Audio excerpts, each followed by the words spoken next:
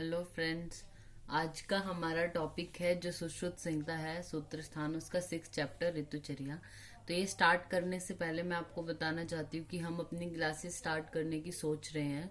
तो अगर आप में से कोई इंटरेस्टेड है, संहिता जो पोर्शन है वो पढ़ना चाहता है, तो हमें कांटेक्ट कर सकता है। जो कांटेक्ट नंबर है आपको इंस्टाग्राम पे मिल जाएगा। ठीक है, तो अब हम अपना टॉपिक स्टार्ट करते हैं आज का। ठीक है, तो हमने जैसा पढ़ा था कि वसंत, ग्रीष्म, प्रावृट, वर्षा, शरद, हेमंत, ये हमारा जो है वो दोषों के संचय, प्रकोप और प्रशम के निमित्त ऋतुओं का वर्णन है।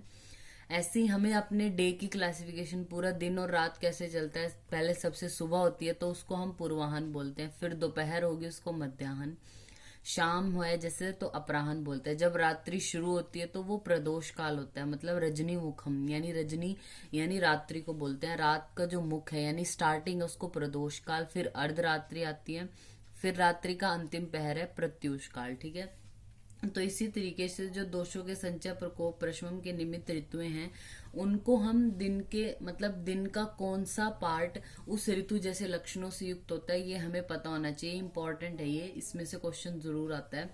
वसंत ऋतु के जो लक्षण है वो पूर्वाहन काल में मिलेंगे। ग्रीष्म ऋतु के लक्षण मध्याह्न में, प्रावृत ऋतु के अपराह्न में, वर्षा ऋतु के लक्षणों वाला प्रदोष काल होता है, शरद ऋतु अर्धरात्रि और हेमंत का प्रत्यूष काल। ठीक है, तो इसको बुक में से पढ़ने से पहले एक टॉपिक और है वो हम क्लियर कर लेते हैं। सबसे पहले हमें जो अपनी दिशाएं हैं उनका पता होना चाहिए, नॉर्थ, ईस्ट, वेस्ट और साउथ। ठीक है, ये हमारी उत्तर दिशा है, पूर्व, पश्चिम और ये दक्षिण। ठीक है, तो एन के साथ एच याद रखना आप। ठीक है, एनएच बोलते हैं ना नेशनल हाईवे, तो एनएच याद रखना।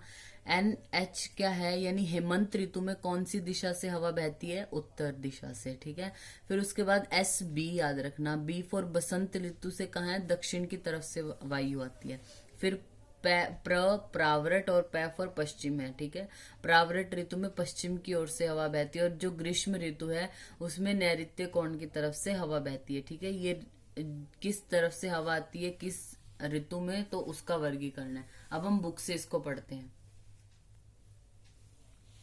इसमें बताया गया पूर्वाहने वसंतस्य लिंगम। ठीक है, जो दिन का पूर्व भाग है उसमें वसंत ऋतु के लक्षण, मध्याह्ने ग्रीष्मस्य, अपराह्ने प्रावृषि, प्रदोषे वार्षिकम और शरदम अर्धरात्रे प्रत्यूषी हेमंत उपलक्षित। ठीक है, फिर उसके बाद ये जो 19 नंबर श्लोक है, इसमें ये मरको वर्ड है, इसको हाईलाइट कर लेना कि जो आचार्य सुश्रुत हैं उन्होंने जनपदोध्वंस को मरक नाम बोला है, चरक ने जनपदोध्वंस, और भेल संहिता में इसको जन्मार बोला गया। ठीक है, जो पीजी की प्रिपरेशन के लिए पढ़ रहे हैं वो हाईलाइटेड पॉइंट्स को बहुत ध्यान से देखे। ठीक है, और जो यूजी में है अभी वो संहिता अच्छे से करना चाहते हैं वो सारा ही ये पढ़ सकते हैं। ठीक है, प्लस में पीजी का भी उनका साथ साथ हो जाएगा। फिर उसके बाद जो हमने दिशाओं के बारे में पढ़ा है, जैसे ऋतुओं के बारे में पढ़ा है कि कौन सी दिशा से हवा बहेगी, तो सबसे पहले हेमंत ऋतु के लिए क्या बोला गया है, वायुर व उत्तर है, यानी जो वायु है वो कहाँ से उत्तर दिशा की ओर से हवा चलती है, शीत यानी ठंडी होती है। रजो धूम आकुला दिशा, यानी रज और धूम से, धुएं और धूल से जो है वो आकुल होती है, व्याप्त होती हैं सभी दिशाएं। ठीक है, फिर उसमें क्या बोला है, हर ऋतु में बोला है कि किस तरह के पुष्प उगते हैं, तो रौद्र, प्रियंगु, पुन्नागा, पुष्पिता, हिम सहावे। रौद्र, प्रियंगु और पुन्नाग ये पुष्प जो है वो ये पुष्पित होते हैं, मतलब इनमें फूल लगते हैं इस ऋतु में।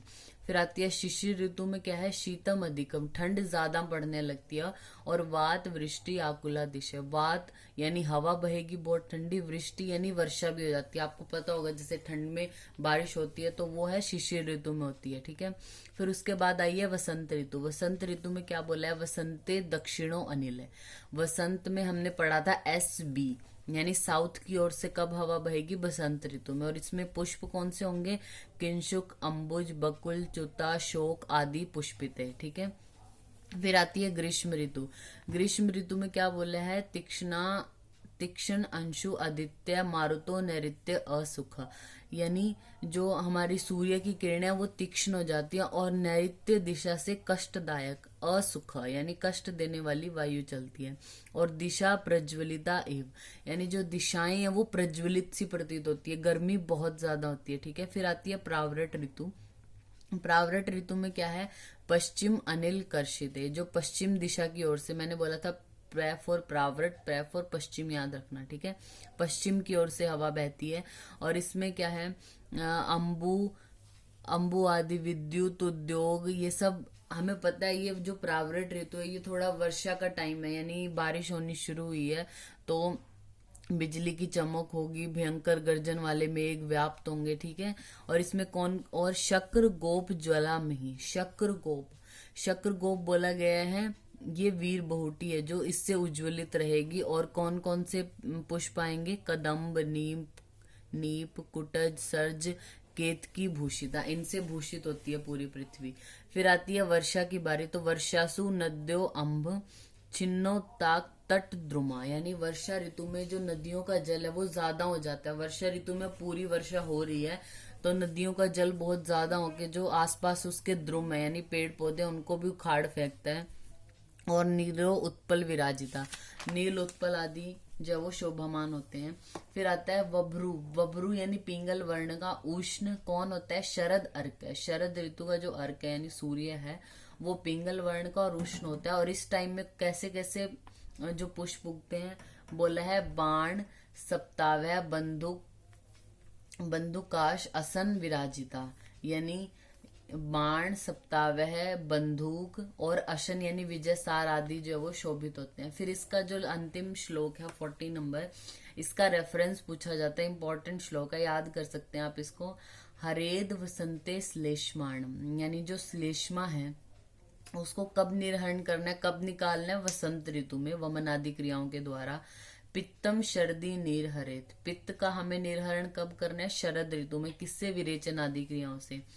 वर्षासु शमयेद वायु, वर्षा ऋतु में क्या करना है, वायु का हमें शमन करने के उपाय करने चाहिए। प्राग विकार समुच्चयान, ठीक है, यानी प्राग पहले, विकार समुच्चयान विकारों के उत्पन्न होने से पहले ही, यानी पूरी तरह से वो लक्षण रोग व्यक्त ना हो जाए, इसलिए हमें क्या करना है, कफ को वसंत ऋतु में जल्दी ही निर्हरण कर देना है, पित्त का शरद ऋतु में, और वर्षा ऋतु में वायु का हमने शमन कर देना है, ठीक है। तो ये हमारा हो गया चैप्टर नंबर 6। Thank you.